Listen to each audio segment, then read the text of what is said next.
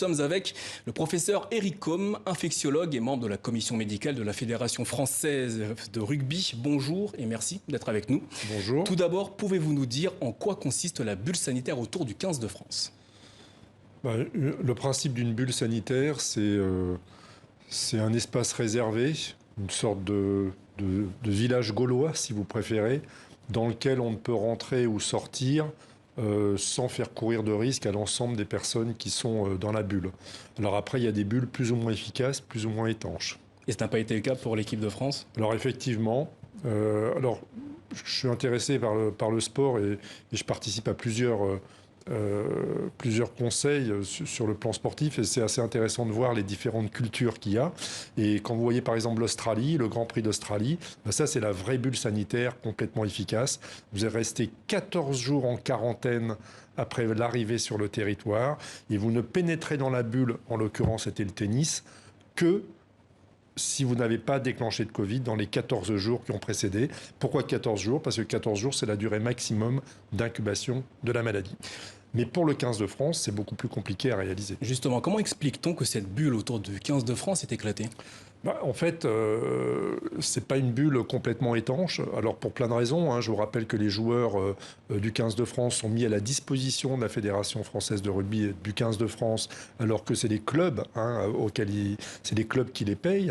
Donc les clubs veulent pouvoir disposer de leurs joueurs pour des matchs qui ont lieu en dehors du tournoi des Cinq Nations, mais pendant la période du tournoi des Cinq Nations.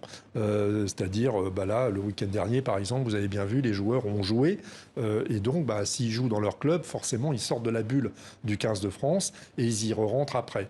Donc, le principe, c'est pas d'appliquer une quarantaine de 14 jours avant de rentrer dans la bulle. Le principe, c'est de tester les joueurs 2 fois avant qu'ils rentrent dans la bulle.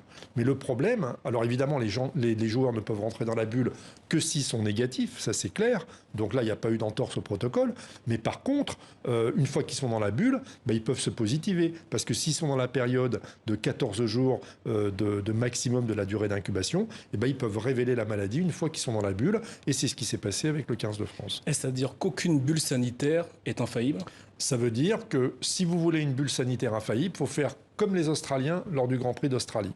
Une quarantaine de 14 jours avant de rentrer dans la bulle. Si vous faites une bulle comme la Fédération française de rugby ou comme la Fédération internationale du sport automobile, où vous testez les gens avant qu'ils rentrent dans la bulle, ça limite énormément les risques de transmission secondaire, mais malheureusement, vous ne pouvez pas avoir de risque zéro. Alors, les interrogations demeurent en ce qui concerne l'Euro de football et les Jeux Olympiques. Les bulles sanitaires ont-elles vocation à se multiplier avant toute compétition internationale ? Je pense qu'actuellement, c'est indispensable. C'est-à-dire, par exemple, pour l'Euro de football ou pour les Jeux Olympiques, qui sont des compétitions pour lesquelles les sportifs sont hyper motivés, se préparant depuis des mois, voire des années, des compétitions qui sont relativement limitées dans le temps. C'est pas le tournoi des Cinq Nations qui s'étale sur 2 mois. C'est une compétition qui s'étale sur 15 jours, 3 semaines, 1 mois maximum. Dans ces cas-là, si vous voulez vraiment ne prendre aucun risque, ce que je comprends très bien, parce que c'est trop difficile de prendre des risques pour des compétitions comme ça, dans ces cas-là, vous respectez une bulle de 14 jours, une quarantaine de 14 jours avant d'entrer dans la bulle. Qu'en sera-t-il du public ? Alors, le public, c'est plus compliqué. Moi, je pense que dans les lieux ouverts aux 4 vents, comme les stades, on pourrait très bien faire rentrer le public en respectant évidemment une certaine jauge et en respectant certaines précautions des mesures barrières, pour ne pas les nommer. Mais je crois qu'il n'y aurait pas grand risque à faire rentrer, par exemple, 20 000 personnes dans le Stade de France qui en contient 80 000 ou 10 000 personnes dans le Parc des Princes qui en contient 45 000. Le mois dernier, vous avez plaidé pour la réouverture des lieux culturels et sportifs. Les risques de contamination sont-ils moins élevés dans ces structures ? Les risques de contamination, vous savez, si on veut un risque de contamination zéro, on arrête de fonctionner et puis plus rien ne marche, ni les sports, ni la culture.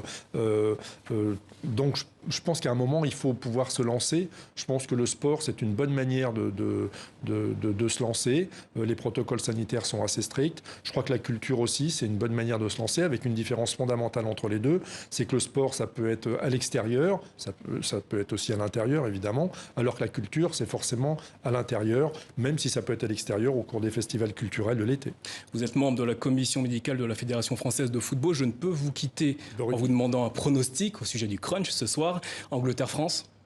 Écoutez, la France est sur une magnifique dynamique, hein, avec des joueurs qu'on n'a pas vus depuis plusieurs années à un tel niveau. Ils jouent très bien collectivement ensemble.